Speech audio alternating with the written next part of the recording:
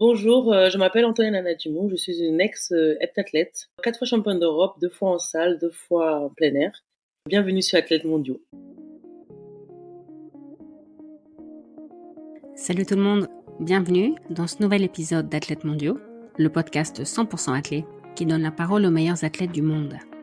Cette semaine, je reçois Antoinette Nanadjimou, double championne d'Europe de pentathlon, à Paris en 2011 et à Göteborg en 2013, et double championne d'Europe d'heptathlon, à Helsinki en 2012 et à Zurich en 2014. Dans cet épisode, Antoinette nous explique pourquoi faire de l'athlé était tout sauf une évidence pour elle. Elle nous raconte comment se sont terminés ses mondiaux juniors à Grosseto en 2004, et revient sur les autres compétitions marquantes de sa carrière, celles qui lui ont donné fin pour la suite, celles qui l'ont vu triompher, mais aussi celles dont elle est revenue déçue. Un épisode plein de sincérité, dans lequel Antoinette se confie, nous fait rire et n'hésite pas à passer certains coups de gueule. Pour info, nous avons enregistré cet épisode le 20 janvier 2024. Bonne écoute. Salut Antoinette, bienvenue sur le podcast. Merci de m'avoir invitée. Les gens t'appellent Antoinette ou on t'appelle Nana en général? Il y en a qui m'appellent Nana, il y en a qui m'appellent Antoinette. En fait, chacun choisit, il y en a qui m'appellent Jimou, il y en a qui m'appellent Ida. Ok, avec toi on a le choix, c'est Voilà. Ça qui est bien. Alors, je te remercie pas parce que à cause de toi, j'ai pleuré en préparant cette interview. Ah ouais?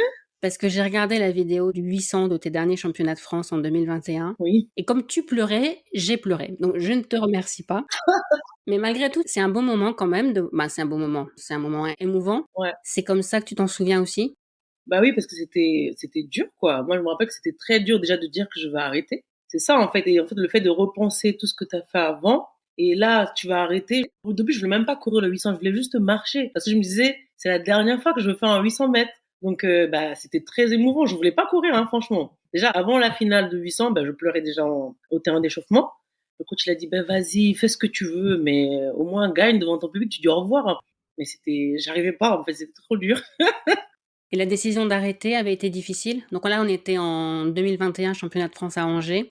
C'était très dur. En fait, on nous apprend à être, comment dire, on nous apprend à devenir des champions, à s'entraîner, nanana, mais on nous apprend pas à arrêter. Ça, c'est un truc que que j'ai compris pendant cette année-là, parce que c'était très dur. Je savais pas comment dire, je n'ai plus envie de courir. Comment je peux vous expliquer ça? C'est même pas comme si, genre, j'avais plus envie de courir parce que j'étais blessée ou, en fait, je cherchais tout un moyen de pouvoir dire, coach, je veux plus.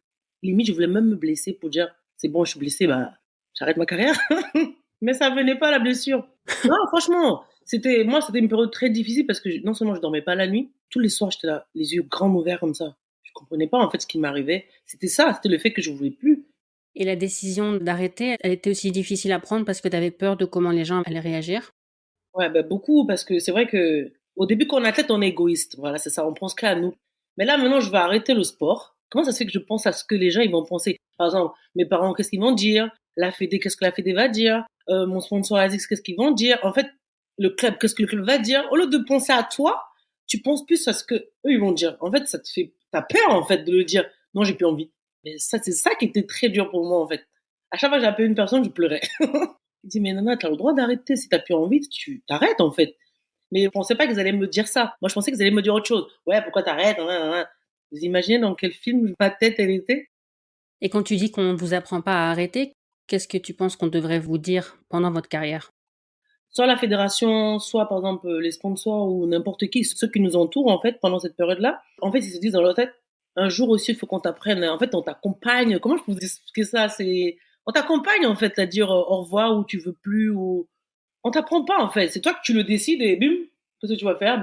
Tous les matins, je me levais à 8 heures, je mangeais, j'allais à l'entraînement, je rentrais. En fait, c'était ma vie pendant 20 ans. Ouais. Concrètement, je savais pas faire autre chose à part aller m'entraîner, aller à l'école parce que j'ai fait des études, mais je connais que ça en fait. Je n'ai jamais travaillé, j'ai fait des stages par rapport à mes formations, mais j'ai jamais travaillé, je connais pas l'autre vie. Je connais que la vie sportive, je connais pas l'autre vie, comment ça va se passer. C'est ça en fait que je dis qu'on nous apprend pas à le faire. Ouais. On nous apprend pas à arrêter. Il y en a, ça les tombe dessus brutalement parce qu'ils l'ont pas préparé ou l'ont pas souhaité. Moi, c'est venu de moi. Je dis, c'est mieux que c'est toi, tu sais que tu as envie d'arrêter, que c'est le sport qui t'arrête. Il y en a qui font le choix de faire comme une tournée d'adieu, entre guillemets. Ouais. Toi, une fois que tu avais décidé d'arrêter, c'était fini. Il y en a plein qui m'ont dit, pourquoi t'as pas fait ça? Je dis non. Non, parce que déjà, l'année du Covid, je crois que c'est l'année du Covid un peu qui m'a encore plus ouvert les yeux parce que c'était cette année-là que je devais arrêter normalement en 2020. Mhm. Après, c'est parce que moi aussi, je suis toujours, j'aime bien, je suis quelqu'un qui prévoit les choses, voilà, c'est ça. Si je dis, par exemple, dans 4 ans, j'arrête, ben c'était ça, j'avais prévu que je vais à Montpellier, je fais 4 ans, après les Jeux, j'arrête. Après 2020, c'est passé comme ça s'est passé, avec le Covid, tout a changé, tout a été annulé. En fait, c'est ça, déjà cette période-là, je pense que moi, cette période-là, j'ai fait une mini-dépression. Même si je le dis pas, mais je suis sûre que j'ai fait une mini-dépression. Parce qu'en fait, comment mon corps réagissait, comment tout le temps j'étais énervée. J'avais prévu de m'arrêter à Paris parce qu'il y avait les championnats d'Europe qui allaient se passer à Charletti. J'ai dit, ah, mais c'est parfait, tu fais les jeux, ça se passe bien ou ça se passe pas bien. Au moins, tu finis devant ton public au championnat d'Europe. Ben, en fait, ça s'est pas passé comme j'avais prévu. Mais là, c'était dur encore. Tu te dis, mais qu'est-ce que je fais? Soit je change de coach, soit j'arrête l'athlète, soit... En fait, il y avait plein de trucs. Après, j'ai parlé avec mon ancien coach, avec Bertrand Valsin, il m'a dit, non, franchement, n'arrête pas, tu peux encore continuer. T'es encore en forme, en fait. C'est pas comme si j'étais blessée et que j'étais vraiment devenue... J'avais dégringolé, quoi. Il a dit, non, tu peux encore. Et ben de là, j'ai décidé de repartir avec mon ancien coach. Je me suis dit, de toute façon, si je dois partir là, il faut quelqu'un qui me connaisse par cœur, quelqu'un qui va me secouer comme ça. Donc c'est ça que je suis repartie avec mon coach, j'ai essayé, mais en fait, au fond de moi, je pense que non. 2020 m'avait tué. Et les Jeux de Tokyo suffisaient pas pour te motiver? Parce qu'au final, tu as arrêté quelques semaines avant. Non, franchement, je vais pas mentir que quand c'est reparti, quand on a eu la liberté de faire ce qu'on veut et tout, la motivation, elle était revenue parce que j'ai retrouvé mon ancien coach. Lui, il savait comment me parler, il savait comment m'entraîner. J'ai retrouvé un autre groupe d'entraînement. En fait, c'est comme si tu recommençais à zéro, sans recommencer à zéro, puisque tu repars avec quelqu'un qui te connaît par cœur, en fait. Donc, il y avait la motivation, mais au fur et à mesure, je me lève tous les matins, je suis pas fatiguée, je vais m'entraîner, parce que il y a aussi ça, hein, il y a des signes aussi. Si le matin, tu as du mal à te lever, ah, j'ai pas envie. En fait, moi, j'ai jamais eu ça. Je me levais tous les matins, c'était toujours pareil, j'avais toujours la même envie. À l'entraînement, j'étais toujours motivée. Mais c'est en compétition, c'est là que j'ai vu qu'il y avait un problème, en fait. En compétition, j'avais l'impression que quand je courais, il y a quelqu'un qui m'arrêtait derrière comme ça, de ne pas avancer. Comment je peux vous expliquer ça? À l'entraînement, je vais être on fire, voilà, c'est ça. Et en compète, c'est l'opposé de moi. Alors que moi, c'était toujours le contraire. C'était moi, en fait, à l'entraînement, j'étais toujours derrière. J'étais nulle, quoi. C'est le vrai terme. À l'entraînement, j'étais toujours nulle, en fait. Et en compétition, c'était une autre personne. Même le coach, il me le reprochait souvent. Il me disait, mais tu sais, en fait, toi, à l'entraînement, tu es toujours à 50 ou 60 ou 70%. Tu n'es jamais à 100%. Tu connais même pas tes capacités, en fait. À chaque fois, c'est vrai que mes capacités, je les découvrais en compétition, en grand championnat. Parce qu'à l'entraînement, j'allais jamais au-delà. J'allais pas me brûler. Je suis pas l'athlète qui va courir, qui va vomir ou qui va, je suis pas comme ça. Et donc, en fait, c'est ça. Et arrivé en compète, ben, c'était le contraire. Là, maintenant, j'étais devenue, mais nulle.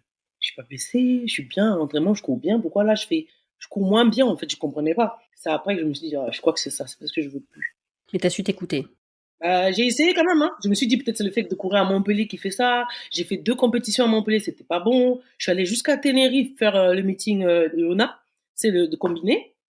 C'est là, alors là, j'ai vu vraiment que non, je voulais plus courir parce que ça me faisait rien d'être derrière ou il y avait plus l'excitation, j'avais pas la niaque là.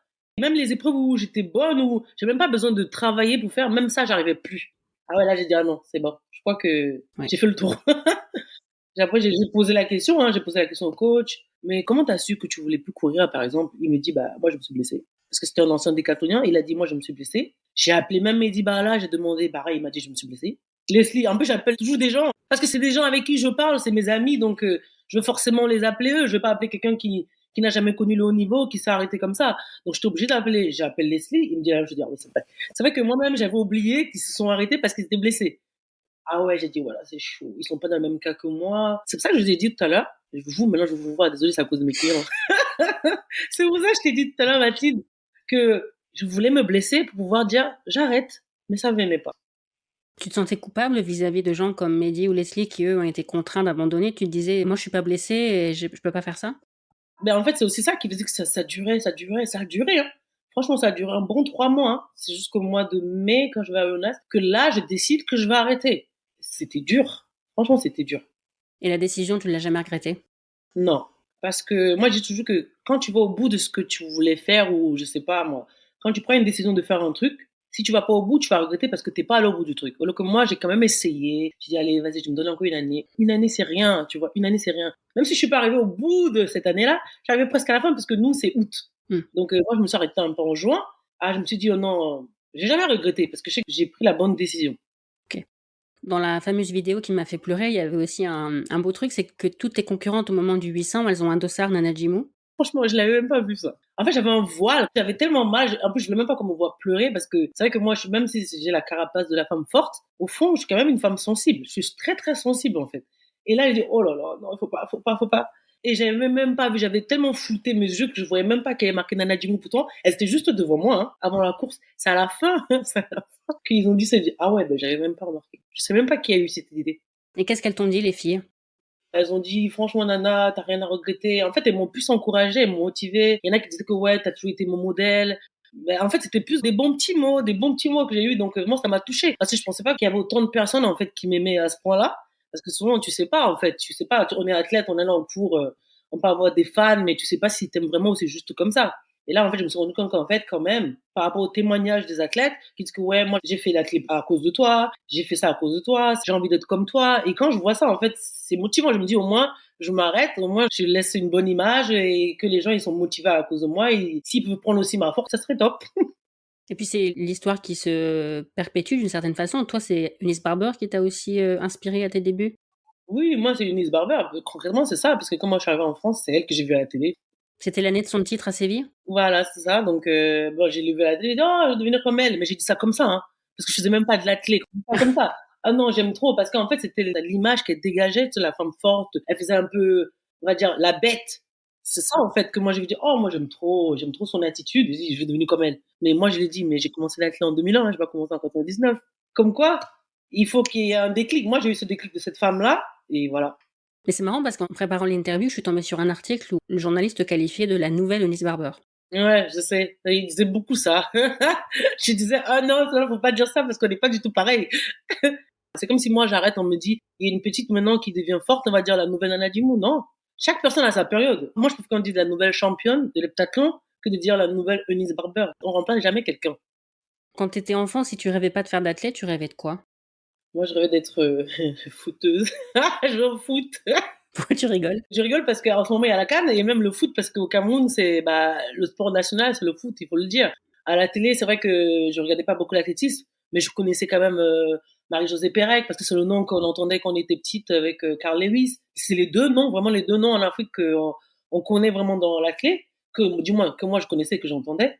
Mais non, c'était le foot. Et après arriver ici, c'était le sport que je ne détestais faire quand j'étais en Afrique, courir. Et ben c'est ça que j'ai fait. Pas que, t'as pas fait Oui, que oui, courir. courir, mais c'est le truc que franchement, j'aurais jamais imaginé que j'allais être championne en athlétisme. Et pourtant, tu vois, ton dernier 800, ça t'émouvait de savoir que c'était le dernier. J'ai fini par aimer parce qu'en fait, c'est vrai que moi, à la base, j'étais plus attirée par les sports collectifs. Et après, comme j'ai vu la mentalité, non, j'ai dit, en fait, moi, mon truc, c'est le sport individuel. Parce que quand tu perds pour toi. Il n'y a pas, c'est la faute de l'autre. Là, c'est ma faute. Ce n'est même ni la faute du coach, c'est ma faute parce que c'est moi qui suis sur le terrain. C'est pas le coach. Le coach, lui, tout ce qu'il fait, il t'entraîne, il te prépare et après, ce qui se passe sur le stade, c'est ta responsabilité. C'est pas la responsabilité du coach. Donc, moi, j'ai dit, ça, c'est mieux pour moi. Je pense que ça me convient mieux de me battre toute seule. Et tu dois beaucoup à une prof de PS, non? Oui, et ce qui m'énerve, c'est que j'ai oublié son prénom, son nom. C'est incroyable quand même, non? Je peux pas t'aider. Parce que j'ai dit, je n'aimais pas l'athlé. Elle a insisté, elle a dit, oh non, elle a même convoqué mes parents. Il faut que vous inscriviez votre fille dans un club parce qu'elle a couru avec des garçons, elle court bien. Pourtant, je faisais pas du tout d'athlé, hein. J'ai juste fait ça comme ça pour passer le temps. Je suis arrivée du Cameroun en 99, j'arrive ici en France et il n'y a pas beaucoup de jeux, quoi. Parce que nous, en Afrique, le sport à l'école, c'est du vrai sport, c'est pas du sport comme ici. Dans le sens quoi, il dit comme ici, ça veut dire, ici, t'es pas obligé de faire du sport. Par exemple, tu peux dire, j'ai mes règles ou j'ai, je sais pas quoi, j'ai mal à la tête, on te met à côté. En Afrique, règle ou pas règle, tu vas courir, ou tu vas jouer au foot, ou tu vas jouer au basket. En fait, toutes les activités qu'il y avait, tu vas les faire, en fait. Il faut vraiment que tu sois malade ou tu viens pas à l'école. Oui, là, on sait que, tu veux pas.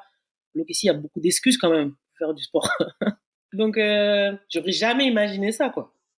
Et parmi tes premières sélections en équipe de France, il y a eu les mondiaux juniors en 2004 à Grosseto, qui se sont terminés de façon un peu rocambolesque, on va dire, si tu peux nous raconter. Je me rappelle, j'avais été sélectionnée vraiment, on va dire, j'étais la dernière prise. Donc moi, j'arrive, je découvre, on va dire, moi j'appelle ça le petit haut niveau, je découvre le petit haut niveau. Moi, j'arrive, mon record, je suis presque la dernière sous le bilan. Et en fait, j'arrive et je pète tous mes records. En fait, chaque épreuve, en fait, je faisais un pibi, chaque épreuve. Ben, moi, je m'amusais, en fait. Je découvrais, ça faisait pas longtemps que je faisais la clé. Ben, moi, je venais vraiment là pour m'amuser. Pour moi, c'est comme si j'allais à la cour de récré et je m'amuse. Et c'était vraiment ça. Donc, moi, j'arrive, je bats mes records. Je suis avec mon entraîneur, Hélène Bossé. Elle dit, ouais, c'est bien, franchement, qui recule. Tu viens là et tout. En plus, 2 ans avant, je savais même pas faire le Fosbury. J'ai appris à faire le Fosbury au championnat de France. Mais j'arrive là, je bats mes records au 800. Moi qui avais peur de courir. Avant ça, mon record, il était de 39, hein. Je crois que c'était presque 2,40 j'avais fait, je crois. Arrivé là, je sais pas ce qui s'est passé dans ma tête. En fait, j'étais folle. Je suis partie courir comme si j'avais déjà fait 2,15 ou 2,14 au jour de ma vie, alors que mon record, c'était 2,40. Donc moi, en fait, avant le 800, j'étais quatrième. Je crois à 1 point de la troisième, et je sais plus, à 10 points de la deuxième, je sais plus c'était quoi le truc, sachant que mes adversaires, elles avaient déjà quand même des records bien meilleurs que les miennes au 800. Donc elles avaient déjà fait 2,14, 2,12. Je me rappelle, c'était l'allemande, Mystique, ça, je me rappelle son nom, Julia Mystique, je me rappelle très bien. Donc elle était à 1 point devant moi. Qu'est-ce que je fais? Ben, je pars. Je pars avec elle. En fait, je la suis, quoi. Franchement, j'ai même pas pensé. La coach, elle a juste dit, fais ta course, fais comme tu peux et tout. Et moi, je suis partie comme une folle parce qu'elle m'a jamais vu courir comme ça. En fait, je suis partie, j'ai suivi les filles. Je courais. Et nous, on était là, on se bagarre. Pendant la course, en fait, parce que comme on était, ben, les 4 filles pour le podium, en fait, on se bagarrait un peu. À même pas, combien on va dire, à 100 mètres de la ligne d'arrivée. C'était vraiment le vrai combat. Mais moi, en fait, comme j'avais déjà couru au-delà de mon record personnel, parce que le premier tour, je l'ai fait rapidement, mais je n'ai rien senti. Franchement, on va dire, c'est le dernier 100 mètres. Franchement, j'ai commencé à croire que que la vie, ça faisait des vagues. Avec l'allemande, on était là, on se bagarrait comme ça. En fait, elle avance, j'avance, mais on se touchait, en fait, un peu. Mais moi, comme j'étais déjà trop en cycle avant, en fait, j'avais plus de force. Et là, je tombe à 10 mètres de la ligne d'arrivée. Je tombe. En fait, je fais une roulade, je tombe. Quelque chose me dit de finir en rampant. Parce que je savais qu'il y avait la médaille au bout. Donc, je tombe, je finis en rampant de suite. Hein. C'est même pas genre, je suis restée assise et après, je suis partie. Hein. Ah non, j'ai fini directement. Ah, j'arrive quand même au pied du podium, quatrième. Et ce moment-là, il t'a motivé, tu t'es dit, ben, j'étais pas loin, ou alors t'as mal vécu le fait d'être tombé devant tout le monde et tout ça? Je crois que c'est ça qui m'a traumatisé à vie pour les 800 mètres. Non, je vais pas vous mentir. Je pense que depuis ce jour-là, il y a eu un truc qui s'est passé. J'osais plus courir au 800. Ça, c'est vrai, hein. Parce que, maintenant, après, je veux pas dire que j'ai vu des psys, j'ai vu des préparateurs mentaux. En fait, on parlait souvent de ça. Ils me disaient que peut-être c'était ça le truc qui a fait que maintenant, j'arrive plus à courir, en fait, en 800 mètres. J'ai toujours peur. Quand j'étais plus jeune, mon record quand même était long, quand même, 2,40. Là, je tombe, je fais 2,18. Je crois que je tombe, j'ai fait 2,18, en fait, en tombant. Donc, je te dis quand même, ça dit que tu es capable de le faire, mais inconsciemment, il y a un truc qui a fait que psychologiquement, au départ du 800, vous avez vu ma tête, ça m'a plus pas traumatisé, je veux pas dire traumatisé, je veux dire, ça m'a quand même fait quelque chose que j'ai gardé ça longtemps. Mais t'as pas arrêté l'athlète pour autant. Non, oh non, t'arrêtes la clé pour une épreuve, non, non, sinon j'aurais jamais fait de l'EPTA. Donc là, on était en 2004, c'est ça? Oui. T'as fait les Jeux de Pékin en 2008. À partir de quand t'as commencé à croire aux Jeux? Quand tu t'es dit que tu pouvais te qualifier? On va dire c'est à partir de 2009, moi. Même si avant les Jeux, j'ai fait Osaka, j'ai fait quand même 2007, j'ai fait les championnats du monde. Non, 2006, j'ai fait les Europes avec les seniors. En fait, au début, ça, moi encore, je pense qu'à cette période-là, j'étais encore dans l'amusement. Pour moi, c'était amusement, je pense. Cette période-là encore, c'était amusement. Moi, à partir du moment où je crois que c'est devenu sérieux, c'est vraiment ma première médaille en 2009, Ouais. en salle, à Turin. Même si j'ai fait Pékin, c'est vrai que j'ai fait Pékin. Pour moi, je crois qu'à cette période-là, j'étais encore spectatrice. J'étais aux Jeux Olympiques, waouh, c'est super. T'es là, en fait, là, c'est... Comment je peux vous expliquer ça? Je sais pas quelle métaphore je peux mettre avec ce truc. Non, mais c'est vrai parce qu'il faut que les gens ils puissent comprendre. Souvent, on dit qu'il faut faire de l'expérience avant d'arriver dans un grand championnat, par exemple. Ouais. Moi, c'est vrai qu'avant, j'ai eu la chance, j'ai fait Göteborg, après j'ai fait Osaka et après j'ai fait Pékin. Mais Göteborg, c'est les Europes, c'est pas pareil. Les championnats du monde, c'est déjà un peu plus big. Après les Jeux, c'est encore autre chose parce que c'est encore plus big. C'est que quand t'es dans le stade, t'as l'impression que t'es tout petit comme ça, comme les fourmis. Vous avez vu comment ils sont petits? Et moi, en fait, je me sentais comme ça à Osaka, toute petite. En fait, j'étais vraiment spectatrice en fait du public. J'avais trop peur. On va dire que là, j'étais encore vraiment un enfant. Moi, je pense que j'étais encore l'enfant de l'athlétisme. Bébé, j'étais bébé. Et c'est 2009, en fait, c'est 2009 qui a été, je crois que c'est là où l'élément a été déclencheur. Mais au final, ma question, c'était à partir de quand t'as commencé à croire que tu pouvais faire les Jeux, et tu me réponds après les Jeux, en fait. Ouais, non, franchement. Parce que moi, quand j'ai commencé le sport, moi, je suis pas les athlètes qui vont dire que moi, mon objectif, c'est de faire les Jeux. En fait, j'ai jamais rêvé de faire les Jeux. Parce que moi, j'ai commencé vraiment le sport, comme je dis toujours, c'était vraiment pour passer le temps. Parce que moi, j'ai grandi en Afrique, je suis venu en Europe, j'arrive ici, je suis enfermé dans des grands bâtiments. Moi, je voulais juste m'amuser, en fait. Moi, le sport, pour moi, c'était une façon de m'amuser. Parce que nous, en Afrique, on s'amuse en faisant du sport. Après, c'est vrai que dedans, quand tu t'amuses, il y a toujours un champion qui sort dedans. Comme par hasard. Donc, en fait, moi, c'était vraiment amusement. Jamais dans ma tête, j'aurais dit, ouais, j'aurais vécu du sport pendant 20 ans. Si on m'avait fait signer ça en 99, j'aurais dit, tu mens. Surtout la clé. J'aurais dit, oh là là, je n'y crois même pas. Donc, en fait, moi, je pense que c'est à partir de 2009, parce que là, t'as une médaille quand même. J'ai une médaille, même si c'est les Europes, en salle, mais j'ai une médaille.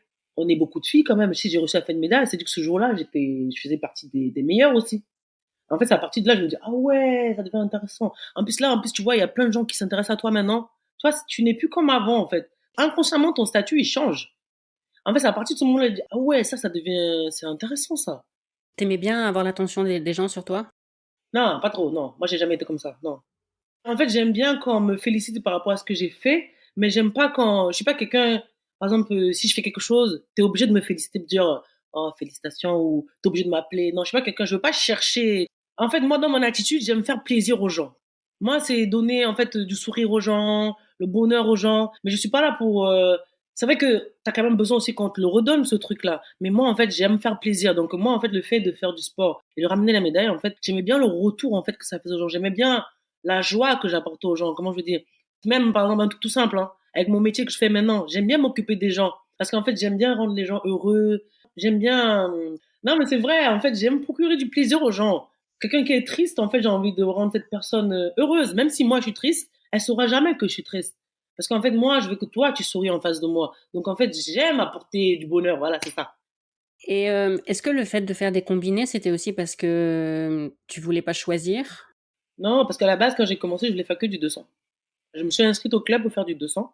C'est à Montreuil. Et le problème, c'est que j'ai commencé à 15 ans. C'est un peu tard pour apprendre tout, mais comme c'est un club formateur, ils m'ont formé. Ils ont dit, OK, tu vas faire du lancer. En fait, c'est le fait de faire tout ça tout le temps à l'entraînement qui m'a donné envie de faire de l'heptathlon. Mais sinon, j'avais jamais prévu de faire ça. Moi, c'était du 200 mètres.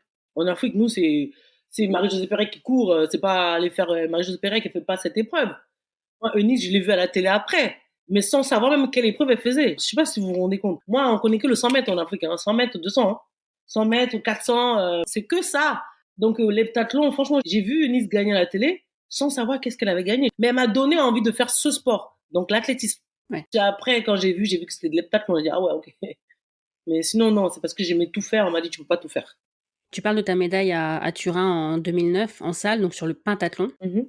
C'est un effort complètement différent parce que là, c'est 5 épreuves, mais c'est tout le même jour, alors que l'hepta, c'est 7 épreuves, mais sur 2, donc il y a au maximum 4 épreuves par jour sur l'hepta. Comment tu gérais ton effort dans un cas et dans l'autre? C'est vrai que c'est deux trucs complètement différents parce que moi, le penta, je trouve que la journée, elle passe tellement vite que nous, on veut même pas, limite, moi, je préfère enchaîner les 5 épreuves que de faire une coupure. Mais en grand championnat, il y a toujours la coupure. Mais idéalement, franchement, le fait de se réchauffer, ça fatigue. Donc, la salle, pour moi, c'est plus facile. Même en termes de, c'est vrai que quand tu te donnes à fond, ça laisse un peu des traces, mais pas comme l'heptathlon à l'extérieur.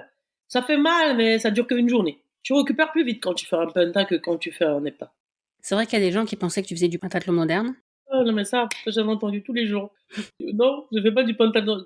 Pentathlon, athlétisme. À chaque fois, je dois dire athlétisme. Je ne nage pas. Je fais pas de cheval. Je fais pas d'escrime. À chaque fois, je suis obligée de me justifier, en fait. Parce qu'il y en a plein qui pensent, ah, je vous ai vu gagner le pentathlon moderne. Non. C'était l'athlétisme. Ils disaient, ah, mais nous, on pensait que c'était pareil. Non, non. C'est pareil dans le sens où c'est des épreuves combinées. Mais nous, c'est que les épreuves d'athlétisme. Alors que là, pentathlon moderne, c'est plusieurs sports. Ouais. Ah ouais, c'est vrai, c'est vrai, c'est vrai. En même temps, si on n'explique pas à la télé, ils vont pas savoir. Non, mais tu sais que moi, parfois, quand je parle à des gens du podcast, des gens que je veux inviter, parfois, je mentionne des triathlètes et je dis, non, je peux pas parce que le triathlon, c'est un peu hors sujet par rapport au podcast. Et quelqu'un m'a dit, bah, t'interviews bien des décathloniens. Ah, ben oui, mais non, mais le décathlon, c'est que de l'athlé. Bah, c'est ça, en fait. Non, C'est pas la même chose. non. Pour justifier ça, il faut expliquer, en fait, parce que sinon, ils vont pas comprendre. Est-ce qu'il y a d'autres choses que tu as dû expliquer aux gens? Bah, l'heptathlon aussi. À chaque fois, ils me rajoutent la natation, on me rajoute du vélo. On m'a tout fait. J'ai dit non, heptathlon, c'est que l'athlétisme, en fait. On saute, on lance, on court. Et après, j'étais obligée à chaque fois de citer les épreuves. On me dit, il y en a 8. Non, il y en a 7. Tout le temps, tout le temps, tout le temps. Et sur le fait qu'on peut gagner l'hepta ou le déca alors qu'on gagne pas la dernière épreuve? Ah oui, ça, oulala.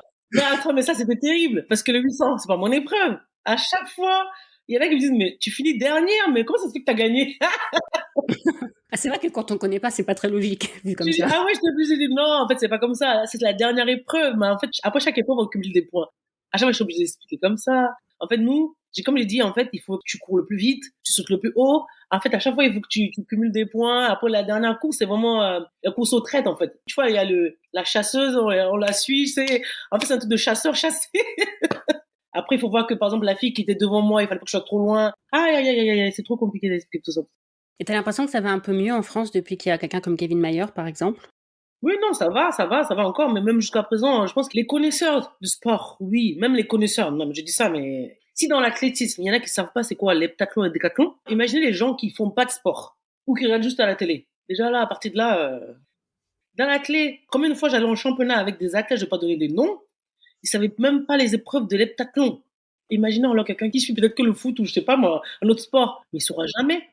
Si même nous-mêmes dans ton propre sport, tu connais pas les épreuves de ton propre sport. Alors que nous, par exemple, les décathloniens et les heptathlètes, c'est vrai qu'on fait plusieurs épreuves, plusieurs disciplines. Tu es obligé de t'intéresser quand même à ton sport. Même si tu n'aimes pas, tu es obligé de savoir citer toutes les épreuves. Oui.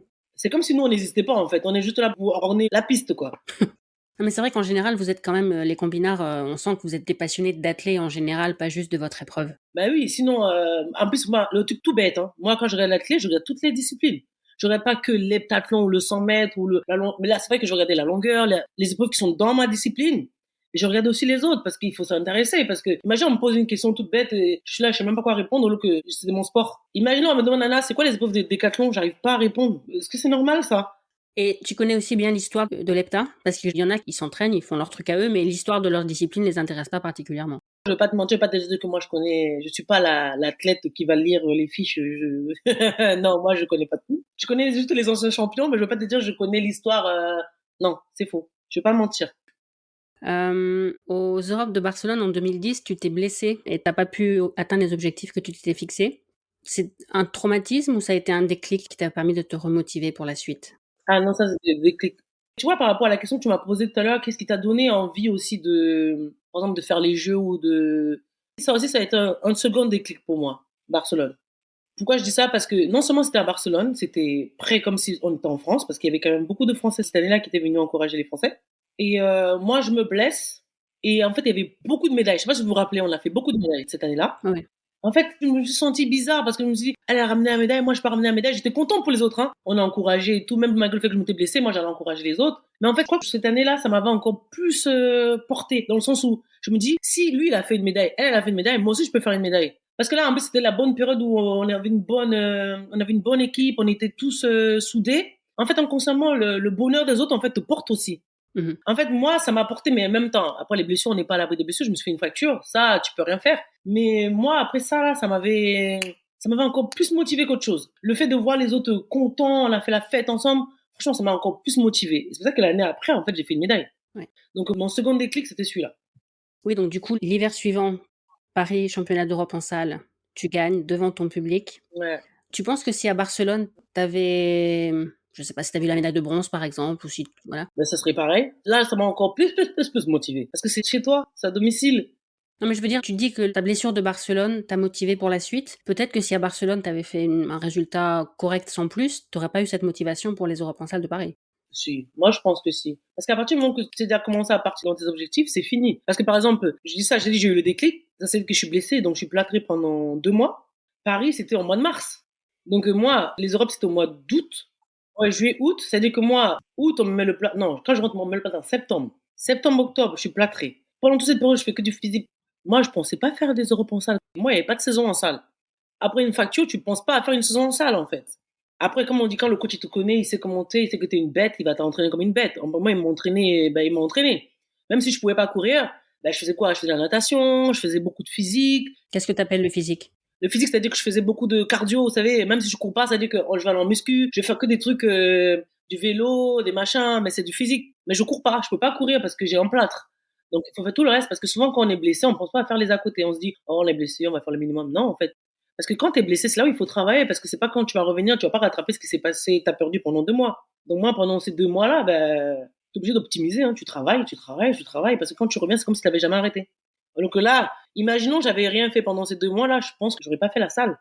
Pourtant, les Europes, c'était à Paris quand même. Donc moi, je m'entraînais, je disais au coach, je pense que je suis pas prête pour aller à Paris. Parce que je reviens de ma blessure, je fais un match qu'on fait en salle, je fais ce premier penta, je fais une belle perf quand même, malgré le fait que je reviens de blessure. Je fais une bonne perf, après je me dis, ah ouais, mais je me suis même pas entraîné, j'ai même pas entraîné au 800. Le fait d'aller à la natation, ça sauve, hein. Ouh là là! J'ai fait 2,18, vous imaginez 2,18 en salle, moi, c'est dur de faire ça d'habitude. Donc en fait, ça s'est bien passé et tout. Et là, le coach il me dit, ouais, je pense qu'avec la perf que tu as fait, la France, ils doivent aligner. Dans chaque épreuve, en fait, tu peux inviter une athlète de chaque discipline, comme c'est le pays organisateur. Donc le coach il me dit, je pense que tu vas être pris pour le penta. J'ai dit, ah non, non, non, moi je suis pas prête. Ouais, parce que je me dis, c'est quand même un grand événement, c'est pas un petit truc. Elle dit, ah, non, non, non, moi je pense que je suis pas prête. Il dit, oh, t'inquiète, c'est encore loin. Elle dit, non, non, non, je pense que je suis pas prête. C'est vrai, attends, je vais pas mentir. Parce qu'en fait, nous, souvent, on a l'impression qu'on s'est pas entraîné, alors que lui, il sait ce qu'il a fait avec moi. Mais moi, dans ma tête, comme j'ai pas couru, j'ai pas fait des trucs, j'ai pas fait les coachs, j'ai pas fait des trucs comme ça, pour moi, Ça veut dire que je suis pas prête. En fait, si, j'étais prête. Parce que même si j'ai pas fait ça, j'ai fait d'autres disciplines qui ont compensé, en fait, ce que j'ai pas pu faire en course. Tu fais du vélo, tu fais de la natation, tu cours dans l'eau, tu nages. En fait, c'était la même chose. Ça, je savais pas ça à cette époque-là. Moi, je disais, oh non, non, non, non, non, je peux pas, j'ai pas de pied, je vais aller faire quoi, nanana. Mais en fait, non. Finalement, on m'a appris, ben, je suis partie. Et il s'est passé ce qui s'est passé. Mais ce que tu dis sur le fait que le pays hôte peut engager des athlètes, ça vaut pour tout? Ça vaut pour les Jeux aussi, ça? Le pays organisateur, il peut inviter, je crois, hein, aux Jeux aussi, hein. Je crois, hein. À Pékin, j'avais vu, par exemple, il y avait une Chinoise qui était là. Elle avait pas de perf, comment je peux dire ça, extraordinaire, mais elle a fait de l'hepta. Mais après, maintenant, je pense que maintenant, c'est plus comme ça, maintenant. Maintenant, avec toute l'histoire de ranking, Ok. et donc, nous, maintenant, les Europes, c'est sur invitation. Ça a trop changé, maintenant. Ça a changé quand? Parce que moi, plusieurs fois, j'ai eu la carte d'invitation secrète. La carte d'invitation secrète? Non, en fait, ça veut dire quand on dit secrète, ça veut dire que la carte, vous savez, il y a le World Card, je sais pas comment ils appellent ça, là. Oui. Par exemple, il y a des invités, on invite 8, après on en choisit 4 qu'on invite. Par exemple, si moi je suis 6e au bilan, si la première vient pas, la deuxième elle vient pas, ils prennent en dessous, quoi. Mhm. Ou après ils prennent par rapport à la performance que j'ai fait en salle. Voilà, c'est ça. Après, dit carte secrète, vous avez compris. Il y a un secret dans Non, il n'y a pas de secret, non, non, non. En fait, on prend par rapport à ta perf de la salle, ce que tu as fait. Si tu es premier au bilan, c'est toi qu'on invite. C'est ça, si tu n'as pas fait la performance qu'il fallait. Parce que maintenant, ils invitent la performance de l'été pour la salle, donc c'est plus comme avant, quoi. Après, il faut qu'en salle, tu fasses une perf de fou pour qu'on te prenne directement. Donc, c'est ça. À Paris, quel rôle a joué le public pendant ton 800? Et franchement, j'avais l'impression de voler. Je vous dis la vérité. Quand ils criaient, j'ai l'impression que j'avançais encore de plus en plus vite. Et en fait, quand ils criaient, j'avais l'impression que la fille, elle était derrière moi. Mais en fait, elle était même pas là. T'entends crier, t'as l'impression qu'elle est trop proche. Donc, le public, il fait crier encore plus fort, plus fort. Ben, franchement, ça m'a porté. Et elle, ça l'a brisé les jambes. Donc, et ça, c'est vrai, hein, ce truc de briser les jambes, là. C'est pas ton pays. L'autre pays qui encourage, ça te brise les jambes. Et ça, c'est vrai, moi, j'ai eu à Pékin, ça. Quand, en fait, le stade encourageait la chinoise, t'as l'impression que le stade, il bougeait. Ça te coupe les jambes. Tu peux plus avancer. Et à Londres en 2012 avec Jessica Ennis? Et c'était pareil, mais là, à Londres, c'était une onde positive dans le sens où les Anglais, ils aiment beaucoup le sport. Donc, c'est qu'ils encouragent, ils encouragent tout le monde. Ils vont encourager, c'est vrai, leur star, ça c'est vrai.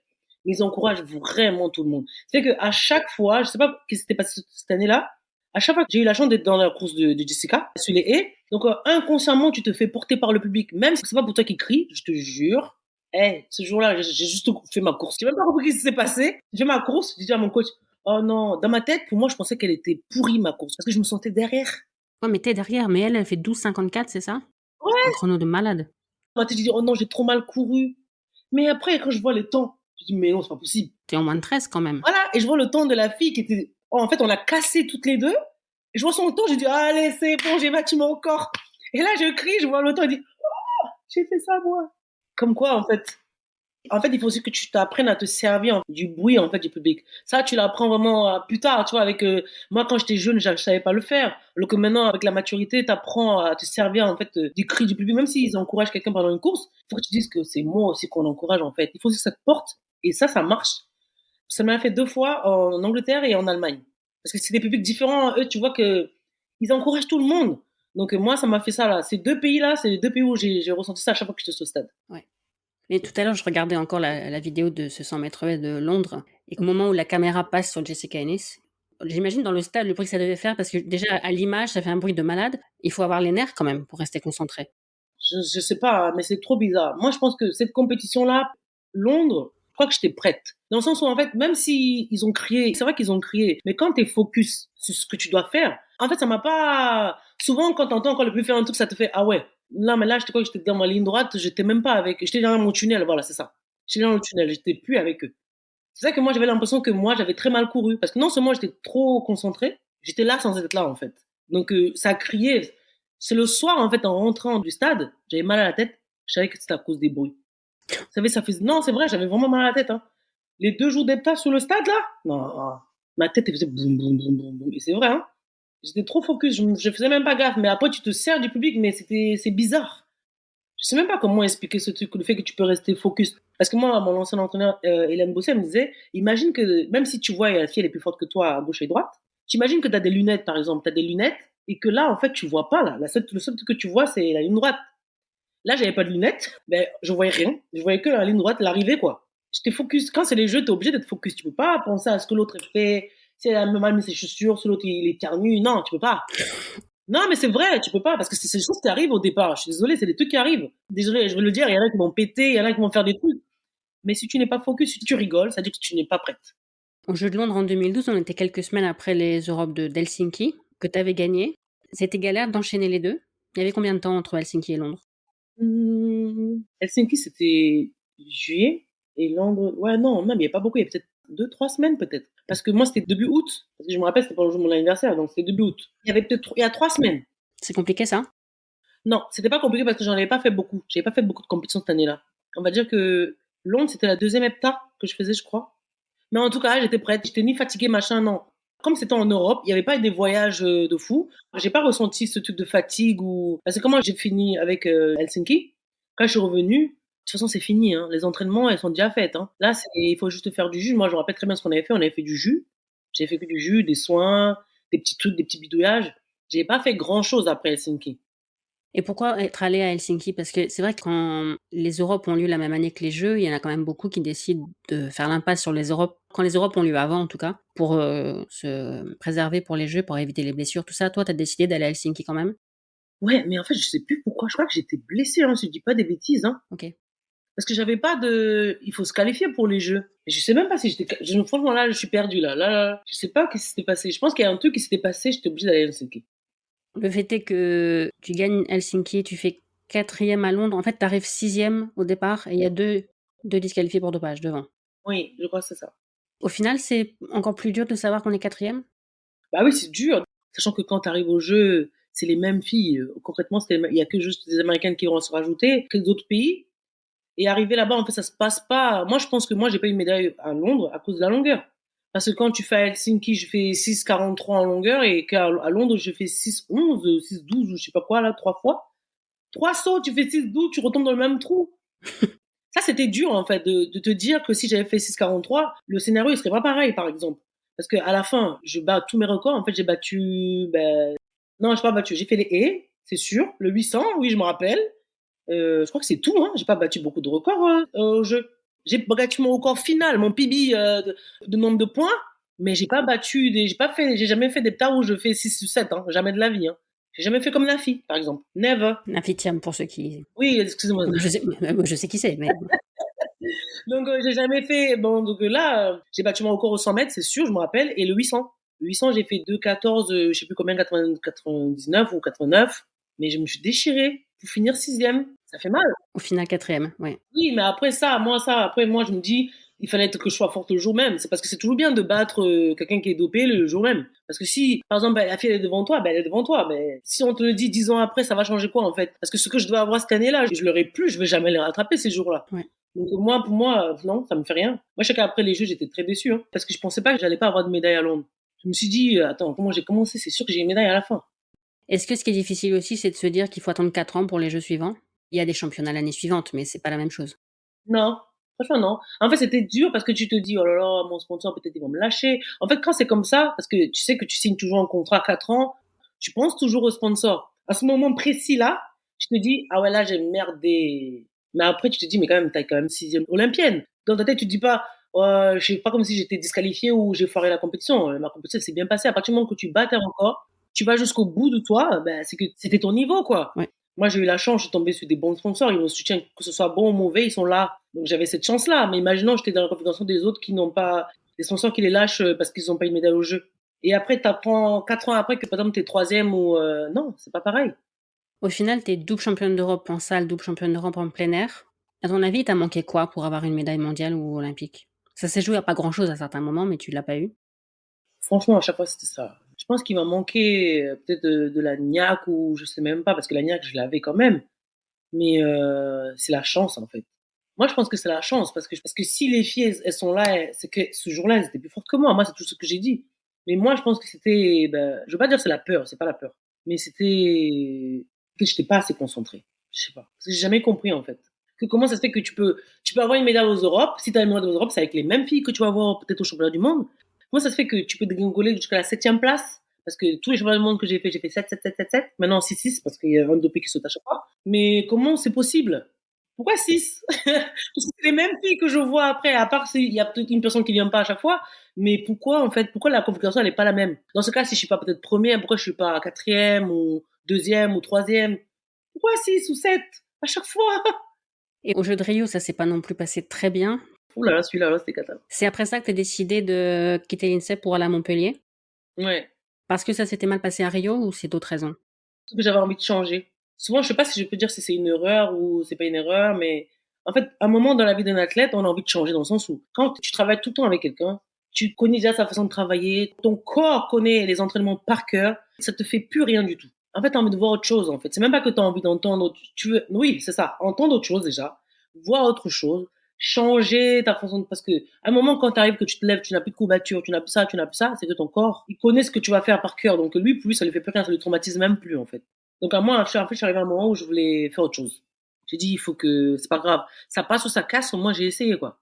Et les coachs à Montpellier, c'est des coachs qui étaient plus spécialisés dans les combinés? Quand je suis arrivée, oui, oui, je m'entraînais avec Bertrand Valsin. C'est vrai que comme on avait un petit groupe, donc on faisait souvent des séances P avec les cours de 800. Donc en fait, on se mélangeait un peu parce au début, on n'était pas beaucoup comme maintenant, mais on se mélangeait. Donc non, j'avais qu'un coach combiné. Qu'est-ce qui marchait le mieux pour toi? Des coachs spécialisés ou des coachs... Non, j'ai jamais fait ça vraiment, moi. J'ai fait ça qu'une seule année quand j'avais quitté mon coach pour la première fois, où je faisais un peu Renaud, un peu Sandra Lambrani. En fait, je faisais des coachs comme ça, mais moi, non. En fait, ça, je dis pas que c'est mauvais, hein. Ça peut être bien pour certains athlètes. Mais quand tu es en combinard, c'est bien d'avoir un technicien. Lui, c'est lui le chef. Après, c'est lui qui manage. Après, il se veut dire, ouais, va peut-être à Clermont-Ferrand, tu vas faire la perche. Juste pour entendre autre chose. Moi, je suis d'accord pour ça, pour ce concept-là. Genre, je te dis, ouais, demain, on va faire une semaine là-bas. Mais pas dire que tu vas t'entraîner avec plusieurs coachs sur le même stade. Quand tu es un combinard, non. Je sais pas si ça marche, mais ça, non. Ça a marché, on va dire, une fois, mais pas tout le temps. Ok. Est-ce que quand tu commençais une épreuve, tu avais toujours le même état d'esprit? Ou est-ce que tu avais besoin de te mettre dans un mood différent en fonction de l'épreuve? Non, non, moi, c'était toujours pareil. Il n'y avait pas certaines épreuves qui te faisaient plus peur que d'autres ou qui te demandaient un autre état d'esprit?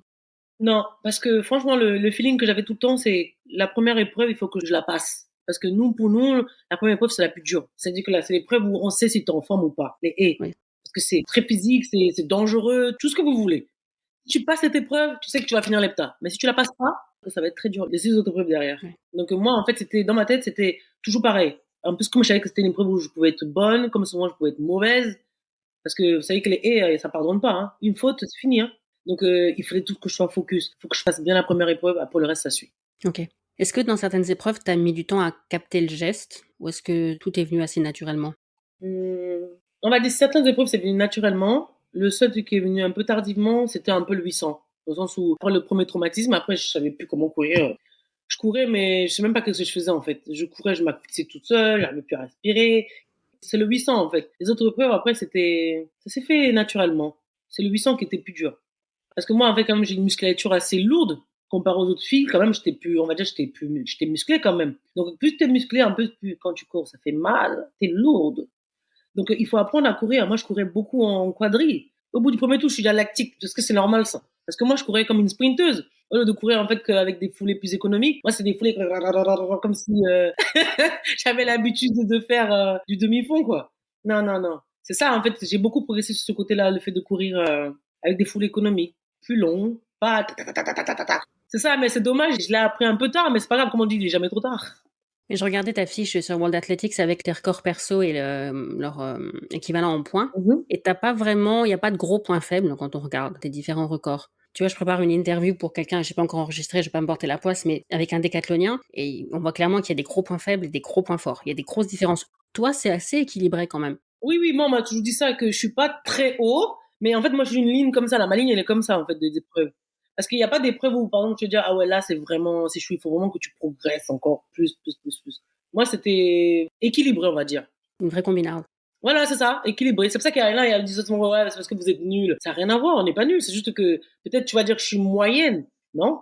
Si, imaginons, moi, je fais cette épreuve, j'arrive quand même à faire moins de 13, j'arrive à faire 6,61 m en longueur, j'arrive à faire presque 60 mètres au javelot, je suis désolé, je suis pas nul. Non, mais c'est vrai. Si je suis nul, c'est nul quand tu me dis, ouais, je fais peut-être 30 mètres au javelot, oui. Si je fais ça, oui.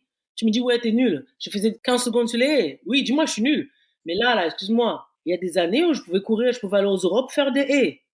Combien de fois même, vous savez, c'est quoi mon logique avec le coach? À chaque fois que j'allais aux Europes, de courir plus vite que les hurdleuses françaises à chaque fois. Dans ma tête, me dit, faut que je les batte parce qu'on courait toujours au même moment. Je sais pas si vous vous rappelez. Il y a le 100 mètres, après, soit il y a l'hepta, après, il y a où elle court avant nous. À chaque fois, il disait, non, il faut que je les batte. Il faut que mon temps soit meilleur que leur temps du premier tour. Ouais. Oui, parce que nous, on court une fois, on court pas 2 fois, donc sinon ça passait, hein. Je courais plus vite. Donc faut pas dire qu'on est nul, faut pas dire ça. Non, mais avec moi, tu prêches une convaincue. Mais non, mais tu vois, ça me fait penser à Nafi aux Jeux de Rio, où à la hauteur, elle fait mieux que l'Espagnole qui gagne la hauteur. C'est ça, donc faut pas dire qu'elle est Ah nulle. bah non. À la longueur, elle saute, elle fait bientôt elle fait 7 mètres même si Dieu veut. Donc tu peux pas dire que quelqu'un est nul, c'est pas possible. On est doués. C'est juste que nous sommes doués dans plusieurs épreuves. Exactement. Tu parlais du jave. J'ai vu dans une interview que tu t'expliquais que tu t'étais entraînée pour le jave en faisant le geste du service au tennis. Oui, service tennis. Parce qu'en fait, on va dire que de base, je suis pas quelqu'un de très très souple. Avec mon coach, en fait, on faisait beaucoup de service tennis pour que moi je puisse relâcher en fait mon épaule. Parce que moi, pour aller derrière, c'est un peu dur. Hein. En fait, ça m'aidait beaucoup. J'ai pas besoin de lancer au javelot parce que moi, je suis quelqu'un qui n'aimait pas lancer au javelot à l'entraînement. Et donc, il a trouvé un moyen de me faire lancer. Il fallait faire service tennis. Avec des poids. Hein. Je faisais pas le tennis. Mhm. Je prenais 2,5 kg ou 1,25 kg. Comme ça, le javelot, il fait 600 grammes. Après, quand tu as le javelot, ça paraît léger quand tu lances. Mhm. Je faisais beaucoup ça l'hiver parce que déjà, il faisait froid. Et le javelot, c'est 30 minutes d'entraînement, pas plus pour moi. Sinon, je râle. Est-ce que tu as d'autres exercices comme ça que tu as fait qui peuvent paraître peut-être un peu surprenants pour certaines disciplines? Moi, j'avais ça pour le javelot. Après, le poids, c'est bête. Hein. Je prenais toujours un truc léger pour lancer. En fait, pour faire, je mimais toujours bien. En fait, comme le coach dit, tu mimes parfaitement bien. Mais quand tu es sur le cercle, là, c'est pas ce qui se passe. Donc, en fait, ça, c'est des trucs, c'est des petits rituels que j'avais comme ça, que je faisais. Mais sinon, j'ai pas des trucs, à part le javelot, j'avais pas d'autres trucs spécifiques. Est-ce qu'il y a une discipline sur les 7 où tu as l'impression de ne pas avoir exploité tout ton potentiel, où tu penses que tu aurais pu faire mieux, mais que tu n'as pas réussi à sortir la perf? Il y en a deux même. Les haies et le 200 mètres. Parce que, comme on dit, tu peux pas faire 12,96 sur le 100 mètres haies et pas faire moins de 24 secondes au 200. Parce que les haies, ça se rapproche de 200 mètres, donc c'est beaucoup de fréquences. Mais là, j'arrivais pas. Moi, on va dire le 200 mètres, je courais 100 mètres et après, j'étais plus là. Exactement, le coach disait, tu courais 150 mètres. Après, tu sens la différence quand les filles partent. Et moi, j'ai l'impression que c'est que tu recules. C'est les deux épreuves que moi, j'ai toujours eu, parce que je pensais que je pouvais faire mieux que ça. C'est ces deux épreuves-là. Donc la première et la dernière de la première journée. Ouais. Et sur le 200, c'est lié à la fatigue des épreuves précédentes ou... Non, je sais même pas, en fait. À chaque fois, j'arrivais plus à monter les jambes à la même distance. À 150 mètres, mes jambes ne montent plus. En fait, je subis la course. J'arrivais pas à mettre de cadence, c'était trop bizarre. Alors que sur les haies, je le faisais très bien. Et c'est ça qu'on comprenait pas pourquoi tu le fais si bien sur les haies et sur le plat. Ok. Maintenant que tu as arrêté, qu'est-ce qui te manque le plus? Et le moins aussi, on pourrait dire. Qu'est-ce qui te manque le plus et le moins de la vie d'athlète de haut niveau? Moi, ce qui me manque le plus, vraiment, je pense, c'est les voyages. Et le fait d'être avec un groupe, ou les stages, voilà, c'est ça. C'est les deux trucs qui me manquent le plus. Le fait d'aller en stage, par exemple là, quand il fait froid, on allait dans les pays chauds. Maintenant, quand il fait froid, maintenant j'ai une autre vie, maintenant je travaille, je suis chef de mon entreprise, donc maintenant, c'est différent. C'est pour ça que moi, je veux pas dire que c'est de l'adrénaline et tout ça, parce que moi, en fait, j'ai cherché un travail pour le trouver dedans. L'adrénaline, je le cherche dans mon travail. Au début, j'avais peur de ça. Je me disais, putain, je vais arrêter le sport. Est-ce que mon métier que je veux faire, c'est le truc qui va faire que j'aurai tu sais, quand ton ventre te fait des trucs bizarres, des nœuds, là. Est-ce que je vais l'avoir dans mon travail? Parce que moi, j'avais surtout peur de ça. Les challenges, est-ce que je vais avoir des challenges? Dieu merci, j'en ai eu. On en a toujours. De toute façon, quand tu entreprends, hein, tu en auras des challenges. Et en fait, j'aime bien parce que ça m'excite, en fait. Parce que moi, j'aime bien quand il y a des trucs comme ça qui arrivent, en fait. Ça me motive encore, l'adrénaline que j'avais peur de ne pas avoir, je l'ai quand même. Mhm. Et c'est ça qui me plaît. C'est ça qui fait que la clé, inconsciemment, ça me manque pas beaucoup. Parce que non seulement je suis beaucoup occupée, je pense que si je faisais rien, là, ça serait dangereux. Mais tu fais quoi alors exactement, maintenant? En fait, là, de base, mon projet, c'est d'ouvrir un concept store. En fait, moi, je veux faire un concept store où je mélange la mode, parce que j'adore la mode, l'esthétique et la nourriture. Ok. Voilà, c'est ça. En fait, j'ai envie de réunir trois passions dans un même lieu où, en fait, comme j'ai dit, j'aime bien m'occuper des gens. Je vous donne des trucs pour illuminer vos papilles, je vous habille, je vous mate, tout ce que vous voulez. En fait, j'ai voulu faire ça, mais j'ai pas trop trouvé parce que comme je suis sur Montpellier, j'ai pas trouvé vraiment le lieu. C'est souvent pas bien placé ou c'est trop cher ou c'est pas comme tu veux. Donc après, là, j'ai opté pour, j'ai fait un fonds de commerce, donc j'ai pris un institut de beauté que j'ai refait à mon image, en fait, que j'ai fait des travaux dedans, j'ai tout changé. J'ai commencé avec ça, donc je fais que esthétique et mode. J'en ai commencé un peu à parler à mes réseaux, mais pas trop, parce que quand t'es occupé, parce que je suis seule, donc il y a personne qui travaille avec moi, donc je fais tout toute seule, donc c'est un peu dur de faire et travailler et s'occuper des réseaux. Waouh, ça c'est très dur. Déjà que quand j'étais athlète, je le faisais pas beaucoup. Imaginez alors quand tu travailles pour toi et que tu dois tout faire. Ouais. T'as pas le temps pour faire tout ça. Donc là, je fais ça. Je suis esthéticienne. Et quand tu dis qu'il y a l'esthétique, la mode, la nourriture, tout ça, je peux pas m'empêcher de me dire que bah oui, c'est l'ancienne heptathlonienne qui n'arrive pas à choisir un truc et qui a Non, besoin en de fait, changer. c'est pas que j'arrive pas à choisir parce qu'en fait, j'ai remarqué que ça fait longtemps, hein, c'est pas que maintenant, hein. J'avais remarqué que même dans les métiers, que j'étais assez polyvalente dans le sens où, par exemple, moi, j'ai fait des études, j'ai fait mon DUT commercial et tout. Après, maintenant, j'ai fait ça, mais c'était pas mon truc, le commerce. Donc, j'ai dit, non, je vais arrêter ça. Donc, j'ai fait quoi? J'ai fait une école de styliste modéliste. Après, je suis venue à Montpellier. J'ai fait quoi? Ben, je me suis formée, en fait. Moi, je suis quelqu'un, en fait, j'allais toujours à l'école, j'aime pas que faire que du sport. En fait, j'essayais de me former parce qu'ils me disaient que quand j'allais arrêter, j'ai pas envie d'arrêter le sport et retourner faire les études. Ah non, ça non. Je voulais pas, en fait. Je savais que j'allais arrêter quand même à un certain âge. Je me disais, ouais, il faut que dès que j'arrête, je commence direct à travailler. Mhm. Vous imaginez arrêter le sport et recommencer à zéro? Même, j'ai plus l'habitude d'aller m'asseoir dans une classe. Je me voyais pas aller m'asseoir comme ça. Non, non, non, non, non. Donc non, mais c'est vrai, il faut dire la vérité. Si t'as pas l'habitude, tu vas pas le faire. En fait, moi, j'aime bien qu'on me booste. Je pourrais pas faire des études par Internet, par exemple, moi. Je peux pas faire ça par Internet. Donc moi, il faut quelqu'un qui me parle. Je regarde, je converse avec quelqu'un, oui. Ça, oui, mais non. Donc en fait, moi, j'ai fait plein de certifications. Donc par rapport à mon projet, je savais pas que j'étais obligée d'avoir le CAP, par exemple, pour ouvrir un institut. Je pensais que juste le fait de faire un concept store, bah, j'ai pas besoin d'avoir un CAP puisque c'est pas que l'esthétique que je fais. Non, là, on m'a dit, ouais, non, vous êtes obligé de faire tout ça. J'ai dit, quoi? Attendez, j'ai arrêté mon sport ou quoi que je vais aller retourner à l'école, là, là, là. Ah non, non, non, c'est mort. Si je le fais, monsieur, en 6 mois, j'ai fait accélérer. J'ai fait un CAP accéléré. J'ai dit 6 mois. Je m'inscris en candidat libre où vous voulez, mais je ne peux pas attendre 2 ans. Non, c'est pas possible. Ça veut dire que si j'attendais 2 ans, c'était en 2025. J'ai dit non, monsieur, non. Moi, je me connais, je peux pas. Donc, qu'est-ce que j'ai fait? Je me suis inscrite l'année dernière et je me suis inscrite en candidat libre. J'ai eu mon CAP. C'est pour ça que maintenant, j'ai pu avoir mon lieu. Sinon, j'aurais pas pu ouvrir un lieu parce que quand tu es gérante, tu es obligé d'avoir le diplôme. Ok. Les autres étaient bons, mais là, ça, esthétique, la règle, parce que maintenant, il y a plein de gens qui vendent leur diplôme, donc tu peux plus, en fait. Tu es obligé d'avoir le diplôme pour pouvoir ouvrir un lieu. Donc, je l'ai fait et maintenant, voilà. J'ai mon petit lieu, je m'occupe des gens. Je suis contente. Est-ce que l'après-carrière ressemble à ce que tu avais imaginé? Franchement, non. C'est dur. Franchement, c'est très dur. Parce que franchement, quand on est sportif, on est dans un cocon, on s'occupe de nous, on fait tout. Je vais pas mentir, hein. Être sportif de haut niveau, c'est le pied. Voilà. Le vrai terme, c'est que c'est le pied. Mais il faut aussi qu'on t'apprenne la vraie vie. C'est important. Moi, j'ai eu la chance, j'avais mes parents. Donc, ils me parlaient tout le temps. Après, moi, je parle beaucoup avec mon père. Donc, j'avais cette chance-là. Et ma mère aussi. Parce que moi, j'ai vécu plein de choses. Tu vois, quand tu entreprends, tu vis tellement de choses que tu imagines même pas que ça peut exister. Parce que, par exemple, non seulement par rapport à la mentalité quand tu es sportif, la mentalité d'un sportif et la mentalité de quelqu'un qui n'est pas sportif, wow, c'est déjà deux mondes différents. Sportif ou sportif de haut niveau? Sportif de haut niveau. Je préfère préciser, sportif de haut niveau. La mentalité que nous, on a et la mentalité de quelqu'un qui ne fait pas de sport, c'est chaud. Le fait d'avoir fait du sport, le sport, c'est vraiment la vie. Le fait d'avoir fait du sport m'a permis de me surpasser dans ce que je suis en train de faire maintenant. Parce que je pense que si j'avais pas été athlète de haut niveau et que j'aime bien souvent atteindre des objectifs, je vous jure, j'aurais déjà abandonné. Je mens pas, j'aurais déjà abandonné. Parce que j'ai plein de copines qui m'ont dit, elles savent pas comment moi j'ai fait, que elles auraient déjà abandonné depuis. Moi, j'ai dit non, je peux pas. Moi, j'ai fait du sport, il me faut un challenge, il me faut quelque chose qui me donne envie de me réveiller tous les matins. Donc, si j'abandonne là, je veux passer ma vie à abandonner, en fait. Ouais. Donc, non. Et quels conseils tu pourrais donner à des athlètes en activité maintenant pour faciliter leur après-carrière, leur reconversion?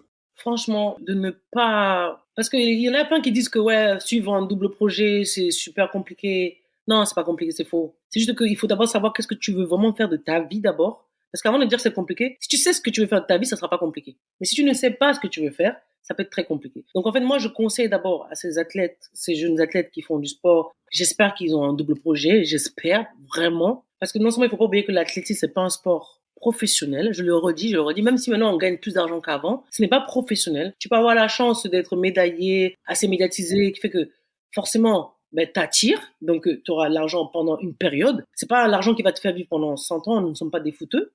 Donc moi, en fait, je conseille à ces gens-là de bien penser à ce qu'ils veulent faire. C'est bien le sport, oui. Dis dans ta tête que le sport, c'est mon premier métier temporaire, parce que c'est un truc qui peut s'arrêter. Moi, c'est ce que je me suis toujours dans la tête. La clé, c'est un truc qui m'a permis d'avoir l'argent maintenant pour pouvoir faire ce que je fais maintenant. Donc moi, c'était un métier temporaire qui m'a permis en fait de m'épanouir, de faire plein de choses. Mais en même temps, je me formais parce que je savais que derrière, j'allais faire ça. Donc je les conseille d'abord de savoir qu'est-ce qu'ils veulent faire de leur vie. Ça, tout le monde va dire, ah, je vais être champion olympique. Oui, ça on sait. Mais tu veux faire quoi de ta vie? Moi, je conseille, c'est ça. Qu'est-ce que tu veux faire de ta vie? Et après là, il ou elle sera excellent dans le sport. Et derrière, ça sera easy. Tu vois, j'ai enregistré un épisode avec Dimitri Bascou il y a pas longtemps et il disait, parce que lui, il est encore en activité, mais finalement, il a que 2 ans de moins que toi Mhm. et que par rapport à ses débuts, en fait, il disait à mon époque, mais en fait, il est encore en activité. Au début de sa carrière, il avait l'impression que pour gagner sa vie avec l'athlé, ben, parfait, ça suffisait. Et maintenant, ça suffit plus. Pour attirer des sponsors, il suffit pas d'être bon sur la piste et de faire les perfs ou les médailles. Il faut être sur les réseaux, il faut avoir une personnalité qui attire. Ça, c'est vraiment vrai parce que moi, je veux pas dire que je l'ai vécu, je l'ai pas vécu parce que moi, j'ai eu la chance. Je vous dis, moi, j'ai vraiment eu la chance. Mais il a raison parce que quand tu vois un garçon comme Dimitri, il y a d'autres athlètes, hein, il y a pas que lui, hein, ils sont quand même médaillés. Oui, médaille olympique. Voilà, médaillé olympique en plus. Donc lui, il a eu la médaille que moi, j'ai même pas eue. Il a une médaille olympique, européenne. Champion d'Europe, ouais. Et en fait, moi, j'arrive pas à comprendre comment ça se fait que des athlètes comme ça. De toute façon, c'est sûr qu'on ne vit pas de la clé, hein, parce que comme je dis toujours aux gens, on est payé comme des cadres. Faut bien me préciser. Nous sommes payés comme un cadre. Donc ça veut dire que c'est comme si tu allais travailler, on te paye ton salaire. Donc moi, c'était ça. Moi, j'ai eu la chance, j'avais des sponsors. Il y en a qui n'ont pas cette chance-là. Ils sont obligés d'aller travailler ou abandonner, arrêter d'athlète. Après, ce que j'aime bien, c'est Dimitri, il a été persévérant, il est quand même resté, parce que malgré tout ce qu'il a vécu, il est quand même là, il est toujours là. Et maintenant, moi, je suis bien content de ce qui se passe pour lui maintenant, même si c'est vrai que les gens disent que ouais, c'est pas normal que les athlètes ils font du crowdfunding Les cagnottes, ouais. sur Internet, les cagnottes. Mais en fait, à un moment, vous voulez qu'il fasse quoi, en fait? Faut aller au bout de tes rêves, t'es obligé de faire quelque chose. Si t'as pas des parents qui sont riches, tu fais comment? Si t'as pas de sponsor, t'as pas ça, tu fais comment? T'es obligé de te démerder toi-même. Oh, lui, il a la chance encore, il y a des gens qui l'aident. Mais imaginons, il y en a qui n'arrivent pas à faire comme lui, hein. Ouais. Ils vont pas aller voir les gens pour se faire aider. Ils vont rester comme ça ou ils vont arrêter le sport et souvent, il y a des gens qui sont très doués qui vont arrêter le sport parce que, bah, ils ont pas de moyens. Et ça, c'est une évolution par rapport à ton époque à toi. T'as l'impression qu'à ton époque, parfait, ça suffisait? Oui, moi, je pense que ça suffisait, mais après, il fallait aussi avoir un bon rapport, il fallait être aussi une personne que les jeunes aiment. Moi, je pense que c'est ça aussi. C'est ta personnalité aussi qui fait que, ben, forcément, ben, il y a l'argent qui va venir. Il faut dire la vérité, si t'as une personnalité pourrie, désolé du terme. Pourri ou discret, il y a des gens qui sont juste discrets et timides. Moi, je dis qu'à un moment, quand tu fais un sport ou un métier où il y a de la lumière, t'es obligé de briller. Tu peux pas rester, même si t'es timide. Moi, je suis quelqu'un de, franchement, c'est le sport qui m'a, je vais pas dire détimidé, c'est bizarre de dire ça comme terme. En fait, je veux dire, moi, c'est le sport, franchement, qui m'a rendu comme je suis maintenant. Le sport m'a un peu ouvert. Tu fais un sport où il y a de la lumière, il faut que tu te mettes dans la lumière. Même si t'es nul, je suis désolée. En plus, maintenant, ce qui attire, c'est les réseaux. Donc, Ouais. tu peux être très, très nul, mais puisque tu as 1 million de personnes qui te suivent, tu auras plus d'argent que quelqu'un qui est troisième au jeu. Ouais. C'est la société de maintenant qui fait ça. Donc, comparé à, on va dire, l'époque, je veux dire l'époque, c'est vrai. Avant, on regardait plus tes performances que tes réseaux sociaux. Alors que maintenant, on regarde les réseaux sociaux, la perte, elle vient en 10e position. Donc, c'est pour ça que maintenant, les athlètes se permettent de faire des cagnottes sur Internet parce que, bah, il y a pas, on les voit pas assez ou ils font pas assez de bêtises pour qu'on puisse les voir. Ou j'ai l'impression que maintenant, il faut faire des bêtises pour qu'on puisse te voir.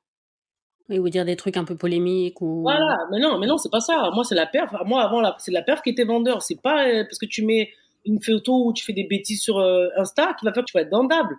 Moi, je trouve que ça a changé et c'est pour ça que j'ai dit, oh là là, c'est dommage. C'est plus comme avant. Maintenant, c'est plus la perf qu'on cherche, c'est juste l'image ou le paraître. Ouais. T'as dit dans une interview, je te cite, « Je suis fière de ce que j'ai accompli, je m'en rends compte désormais, car quand j'étais dedans, ça paraissait normal. » Quand t'as gagné tes titres de championne d'Europe, t'étais pas fière? Si, mais je sais pas, c'est bizarre, hein, mais pour moi, c'est bon, c'était normal. Comme si je suis allée à l'école, j'ai eu mon diplôme et voilà, c'est bon. En fait, c'est l'effet que ça me faisait parce que j'ai l'impression que jusqu'à présent, c'est les gens qui me rappellent que j'ai quand même un palmarès. Même si les médailles, je les vois. Je sais pas, pour moi, c'est comme un diplôme. C'est bizarre de dire ça. Et donc, il a fallu attendre l'après-carrière pour que tu prennes conscience de ce que t'avais réalisé. Ouais, parce que même, je crois que même jusqu'à présent, hein, parce qu'il y a souvent les gens, ils me disent, je crois que tu te rends pas compte de ce que tu as fait. Et c'est vrai, jusqu'à présent, je me rends pas compte. C'est bizarre. J'ai fait des médailles, oui. Tu sais quand même que j'étais championne d'Europe. Tu sais ça. C'est limite, c'est comme si les gens, ils veulent me faire croire qu'en fait, moi, je me mets à un niveau très bas au lieu de me mettre à un niveau très haut. Ils disent que, ouais, je me comporte comme si, en fait, j'avais jamais rien fait. Et c'est vrai que, en fait, si c'est la seule vie que tu connais, d'une certaine façon, Mhm. ben, pour toi, c'est normal. Alors que pour des gens qui ont une vie complètement différente, ça paraît incroyable. Ouais, c'est normal. En fait, au lieu que moi, je vois, il y a des gens, non, pour eux, non, en fait, je sais pas, je vais pas citer des noms, mais moi, après, il y a souvent, je vois des gens, ils ont eu une médaille, et j'ai l'impression qu'ils vivent que pour leur médaille. Moi, je comprends pas, en fait, t'as une autre vie quand même. Ouais. Faut pas que tu t'accroches qu'à ça, parce que ça, par exemple, mes médailles que j'ai, pour moi, maintenant, c'est du passé. Même si c'est un truc qui va rester à vie, j'ai été championne d'Europe, ça sera à vie, ça va pas changer. Mais maintenant, ma nouvelle vie, la médaille a été avant, mais maintenant, ma nouvelle vie, il faut faire autre chose. Oui. En fait, il faut que maintenant que je me raccroche à un autre truc. Alors que là, si je dois penser à ce que j'ai fait avant, ouais, c'est vrai que c'était extraordinaire. Mais maintenant, ce que je fais aussi, je veux que ça soit aussi extraordinaire. Pourquoi on parle de moi? De dire que, ouais, avant, c'était une grande championne, maintenant, c'est une grande chef, tu vois?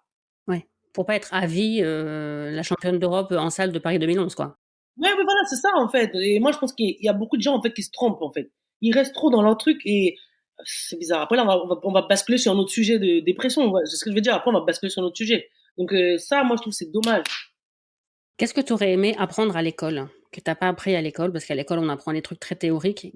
Qu'est-ce que tu as dû apprendre par la suite, par la force des choses? Parce que, je sais pas, tu as échoué à un moment et tu as dû apprendre les choses sur le tas. Et tu te dis, tiens, ça, si j'avais su avant. Ou est-ce qu'il y a un truc que tu as appris par le sport que tu aurais aimé savoir au début de ta carrière? Mmh. Ah oui, je sais. English. J'ai appris à parler plus anglais avec mon ex et le fait de voyager. J'ai pas appris ça à l'école, hein. Moi, je vous dis la vérité, c'est pas du tout. Parce qu'au début, c'était très dur, hein, les interviews en anglais. Ce qui était bien, c'est que moi, j'ai dit: «Je m'en fous, je vais quand même essayer de parler, c'est pas grave. Il faut essayer parce que si tu n'essayes pas, en fait, tu vas jamais le faire». Et j'essaie, c'est pas grave. Mais c'est catastrophe. Mais c'est vrai que maintenant, avec le fait qu'on voyage, maintenant, il y a de plus en plus d'athlètes qui parlent plus anglais qu'avant. Mais ça, oui, ça, moi, j'aurais bien aimé. À l'école, j'ai pas trop appris anglais, moi. J'ai vu en faisant des recherches que Jimou, c'est le nom de ta grand-mère Mhm. et qu'elle avait été fière que grâce à toi, son nom devienne un peu connu. Voilà, c'est ça. Et oui, puisque en fait, j'ai pris le nom de ma grand-mère. Ma grand-mère s'appelle Jimou Antoinette. Là, après, on a rajouté mon père. Mon père il s'appelle Nana. Ça s'appelle Nana Jimou. Mhm. Comme en Afrique, quand tu nais, par exemple, si tes parents ils aiment bien quelqu'un, ils vont te donner le nom de la personne. Ok. Après, j'ai le nom de ma marraine aussi, Ida. Donc en fait, c'est ça, je m'appelle Nana Jimou, Ida Antoinette. Et donc en fait, elle se disait au début, parce qu'au début, je m'appelais que Jim. Je sais pas, je me rappelais, c'était que Jimou Antoinette au début. Quand je venais d'arriver, c'était Jimou Antoinette. Et donc ma grand-mère, elle disait que ouais, c'est bien, au moins, on la connaît pas, hein, on sait pas qui c'est, mais grâce à moi, tout le monde entier connaît son nom, Jimou Antoinette. Donc elle était fière de ça. Elle m'avait dit ça l'année où j'étais allée la voir avant qu'elle meure. Je suis pas connue, je suis dans mon petit coin ici. Au moins, le monde entier sait qu'il y a une Jimou Antoinette qui existe. C'est beau. On parlait de ta prof de sport tout à l'heure, ta prof de PS. Est-ce qu'il y a eu d'autres rencontres dans ta carrière qui ont été déterminantes? Ben, ma prof de sport, après ben, le club, les coachs que j'ai eu parce que c'était des coachs formateurs, parce que elle m'a découvert, elle m'a tout de suite guidée. Ben, j'ai eu la chance pendant l'UNSS, j'avais vu un entraîneur que je voyais tout le temps au stade du Lanomeg à Paris. En fait, le jour où je suis venue avec mon père pour me m'inscrire dans un club, je suis juste allée vers lui en fait.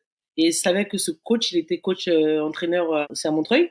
Et c'est comme ça en fait que ben, la rencontre s'est faite et ben, je suis tombée sur des bonnes personnes quoi. Elles me découvrent, eux ils me forment, ils m'ont très bien formé. Après ils m'ont envoyé avec bah, Sébastien Levic, donc j'ai eu cette chance-là. Après entre temps j'ai eu la chance, je passais vraiment dans des bonnes mains. C'est ça qui est important. Pour devenir athlète, si tu as des bonnes personnes qui te guident, ça va bien se passer. Mais si c'est chaotique, ça va être comme ça toute ta carrière. Donc, j'ai eu la chance, j'ai toujours été bien guidée. Donc la prof de sport. Après j'ai eu Christophe Letellier, Hélène Bossé. Après il y a Jean-Yves qui s'est mis. Jean-Yves il est arrivé, après je suis allée avec Sébastien Levic. T'as vu? Comme Jean-Yves c'était le coach national. J'ai eu une bonne flèche. Jean-Yves Cochin? Ok. Oui. Maintenant, tu es consultante pour la télé, donc je suppose que tu es obligée de continuer à suivre l'athlète. Il m'avait déjà appelé mais je courais encore, je compétissais encore, il m'avait déjà appelé en 2019. Mais j'ai dit, ben non, ben, tu vas au championnat de France, ça va pas être possible. Après, il m'a dit, ben, si ça te dirait, si je t'appelle un autre jour, je dis, ouais, pourquoi pas. Après, j'ai dit carrément, j'ai dit, par contre, c'est pas du tout mon domaine, je ne connais rien. Il a dit, oh, c'est pas grave, tu viendras et il faut que tu sois toi-même, en fait. T'as pas besoin de jouer un rôle, on n'a pas besoin que tu sois la fille qui va venir parler technique. Et il a dit, non, non, juste tu viens, on voit comment ça se passe, si ça te plaît, ben, tant mieux, si ça te plaît pas, ben, tu me dis, on arrête, quoi. Ben, j'ai essayé, c'est vrai que la première fois, t'es toujours un peu timide. La première fois, c'était directement à la télé, c'est pas pareil. C'est mieux quand c'est radio d'abord et après tu passes le Coréen la première fois direct toute télé. OK. Puis de façon générale, je trouve que les combinards ou anciens combinards, ils ont plus de facilité, quoi. Ouais, mais après, il y a des trucs que moi, je connais pas forcément parce que moi, par exemple, le 800 mètres, je peux pas t'expliquer les trucs de secondes, les machins. Déjà que je comprenais pas que le coach il me parlait. Comment vous voulez que moi, je l'explique? Donc après, ils avaient pas besoin de ça parce que j'étais entouré de 5 mecs, donc ils avaient pas besoin de moi pour ça. Donc ils savaient très bien leur truc, mais sinon, c'était une bonne expérience. Moi, j'ai bien aimé.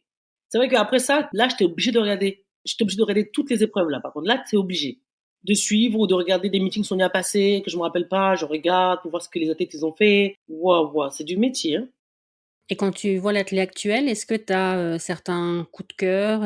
Est-ce qu'il y a des choses qui te déplaisent? Est-ce que tu as des coups de gueule à passer? Est-ce que...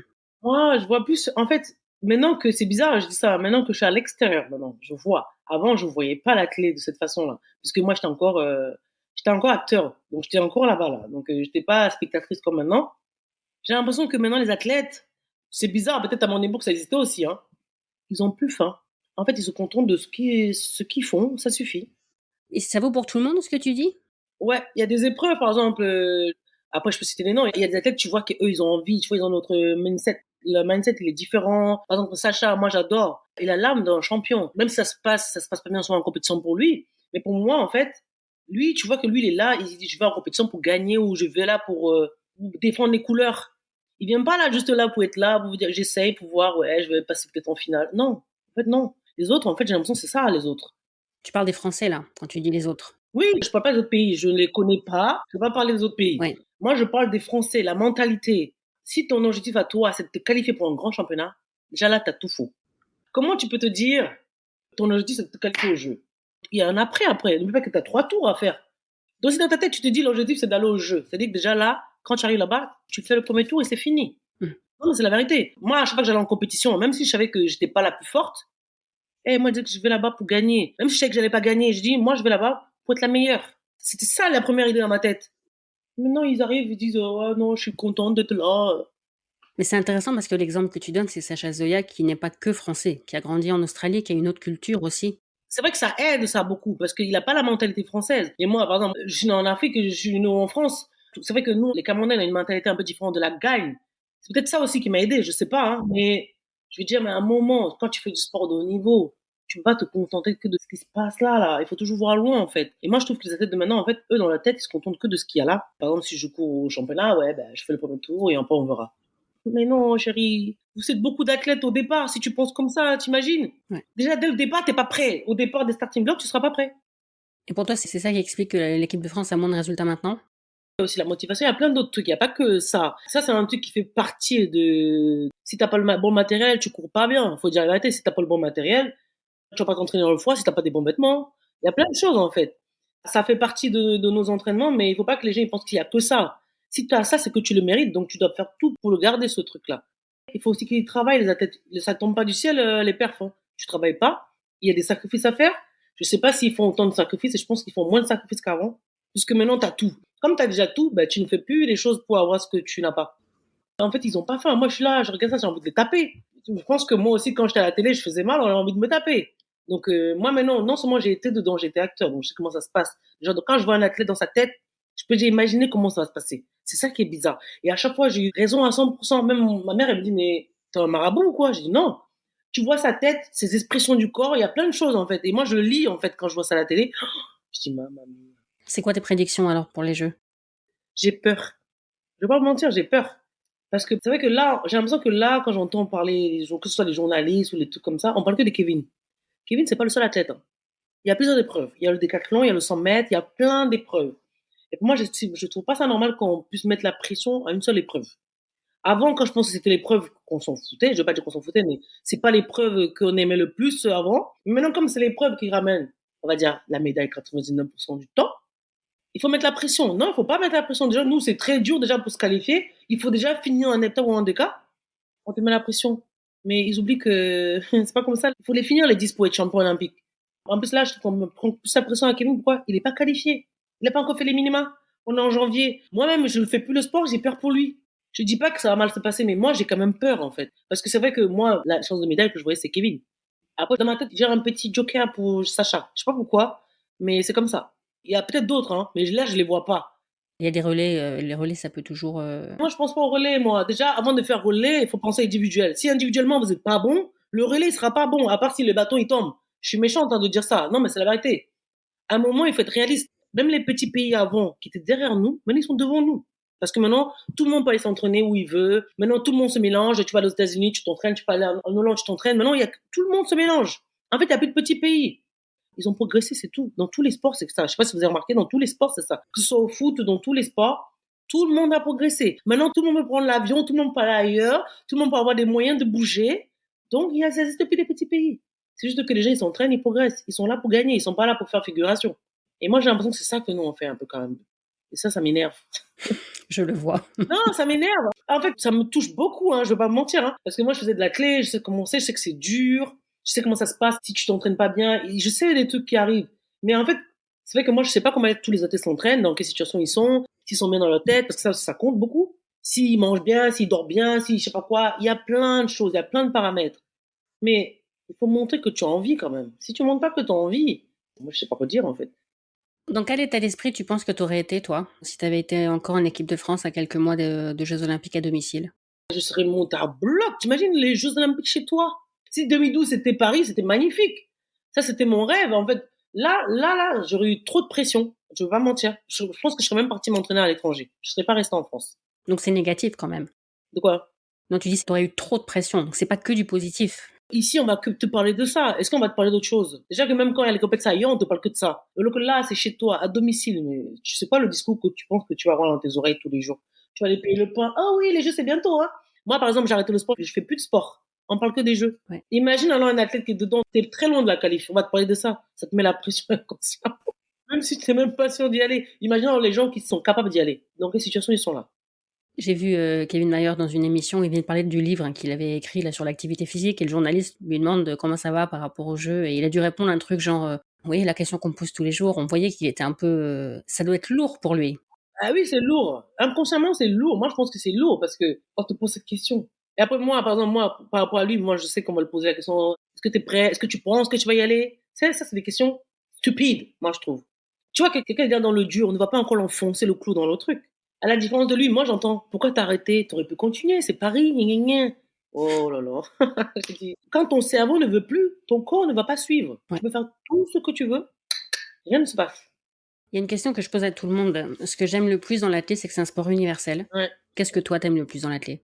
Bah, moi, c'est pareil. C'est parce que c'est un sport universel. C'est un sport, en fait, la clé, c'est la base de tout. En fait, on va dire que c'est la maman de tous les sports. On va terminer par 2 questions absolument essentielles. Mhm. Si on s'invite chez toi, qu'est-ce que tu nous fais à manger? Ça dépend. Moi, ce que j'adore le plus, c'est pas tout le monde qui peut aimer ça, quand même, parce que la sauce, elle est spéciale. C'est du gombo. En fait, c'est un féculent, c'est assez gluant. On le trouve en Asie, ce féculent. Je connais pas. En fait, chez nous, il y a la sauce gombo. Ça, c'est un truc que j'ai mangé depuis que je suis toute petite. J'ai grandi avec. J'adorais ça. Je pense que c'est ça qui m'a donné la force que j'ai. Non, je rigole. C'est ça. Ou sinon, après, ça dépend. Hein. Quand je connais déjà mes invités, je sais déjà qu'est-ce que je peux les faire comme spécialité en fonction de mes amis. Ok, Mais sinon, c'est la sauce gombo. d'accord. Et j'ai vu que tu avais un rituel avant des compètes importantes où tu mangeais toujours de la glace Häagen-Dazs. Ah ouais, ça c'est clair. T'as un parfum particulier à recommander? Moi, c'était macadamia et quand j'étais énervée, je prenais dolce de leche. Donc c'est selon l'humeur du jour. Ouais, parce que c'est encore plus, voilà, c'est encore plus gras. Mais tu l'as mangé quand ta glace? Juste avant? Avant. En fait, je mangeais toujours la glace avant parce que je savais qu'après chaque hepta, franchement, je perdais au moins 4 kilos, j'avais l'impression. Donc je me disais, oh, de toute façon, si je prends là maintenant, je vais les perdre. Et après, c'est bizarre, hein. On va dire que, ouais, comment tu peux manger une glace à Gendas après chaque compétition?